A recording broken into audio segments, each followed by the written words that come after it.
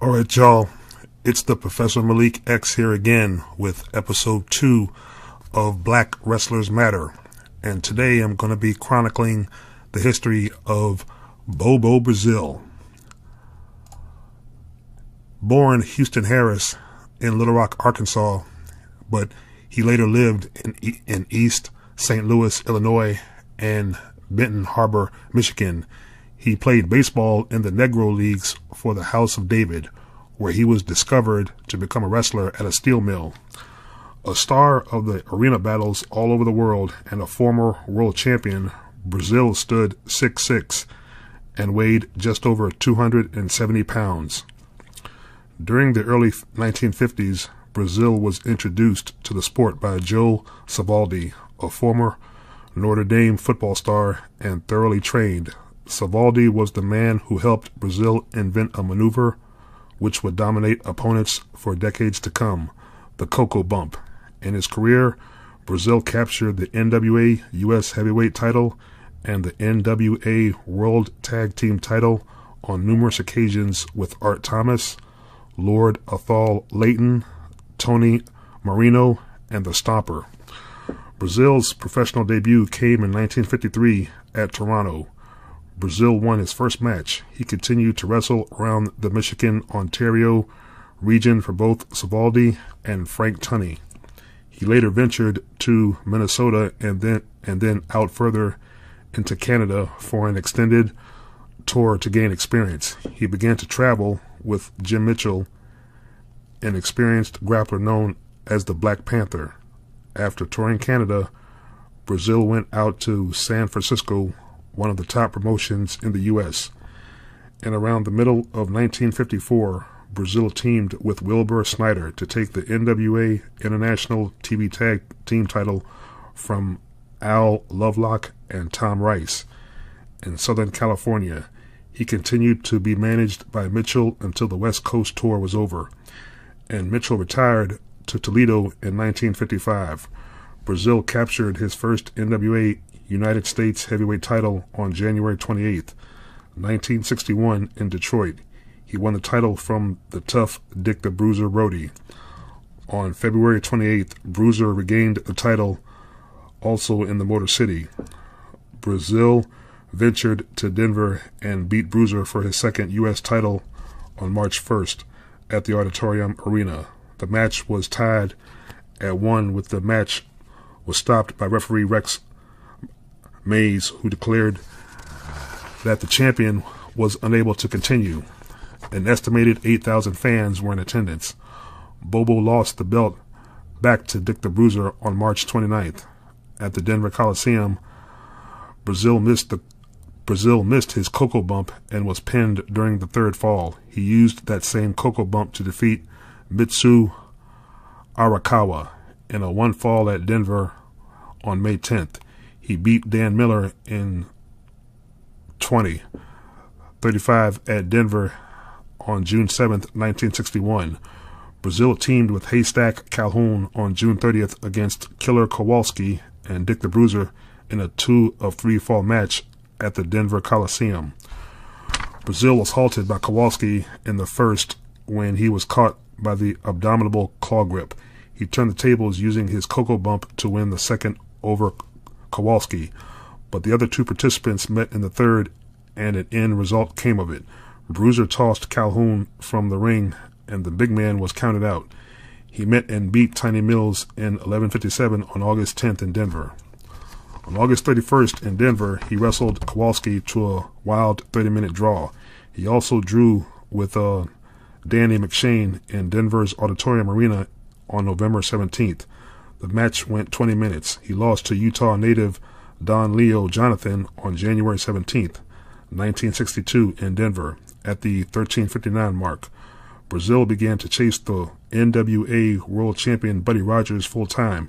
Waiting for his chance at the championship, he was scheduled to meet Rogers when the champ had to pull out due to a slight concussion. Brazil beat Johnny Berend instead. On August 18th, 1962, in Newark, Bobo beat Rogers and captured the NWA World title. The controversial situation spawned a rift between promoters in the Northeast and the rest of the Alliance main body. But nevertheless, Bobo Brazil was recognized as a world title claimant. In a rematch with Rogers, Buddy regained the belt. In another match, Brazil beat Rogers again but refused the title on a technicality. During the 60s, he was a regular on the Garden cards in New York City. He toured the Mid-Atlantic territory and captured the U.S. heavyweight title in 1977 from Blackjack Mulligan. Brazil dropped the belt to Ric Flair in July. He continued wrestling into the early 1990s. In a total, he had 4 decades of records and mayhem. Brazil was not only one of the most popular athletes, he was one of the most gifted. Through Michigan and into Ontario, he was a legend. When Brazil ventured out, promoters all over the United States wanted him to appear.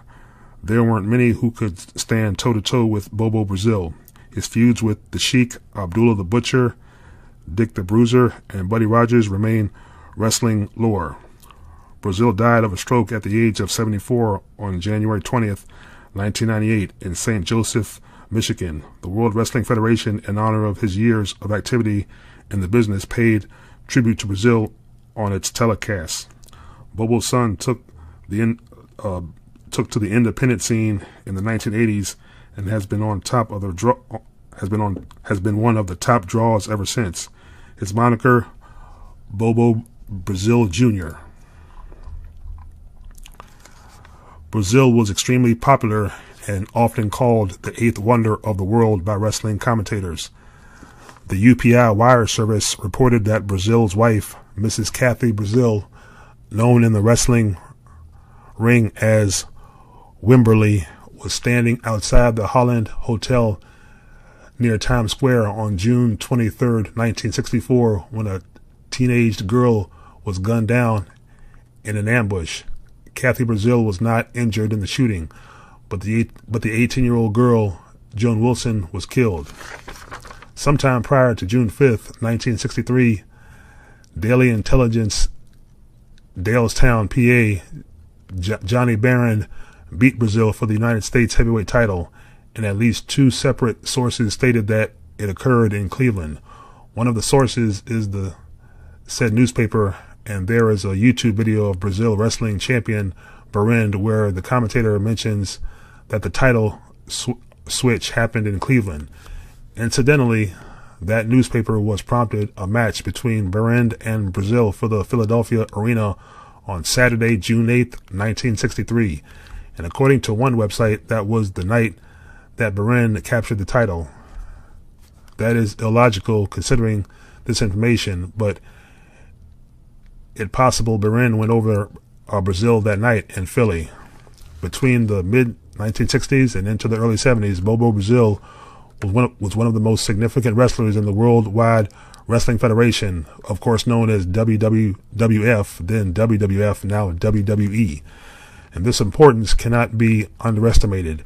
Looking at the advertising in some cities, Washington, D.C. included, Brazil's matches were listed above those featuring Bruno Sammartino himself, and Bobo was a major draw for African-American wrestling fans in Baltimore and Philadelphia. Brazil reigned as the United States heavyweight champion in the Northeast for a number of years. And also, when I mentioned Dick the Bruiser Brody, I apologize if I got that wrong. I believe Dick the Bruiser Brody and Dick the Bruiser are 2 different wrestlers. So I want to clarify that if I was wrong. So, folks, there you have it. Episode 2 of Black Wrestlers Matter. I hope you enjoy this piece of history, and I will be bringing you episode 3 very soon. Once again, a shout out to Andre Corbill for WrestlingWithWrestling.com for this great opportunity to share this great African American history of black wrestlers.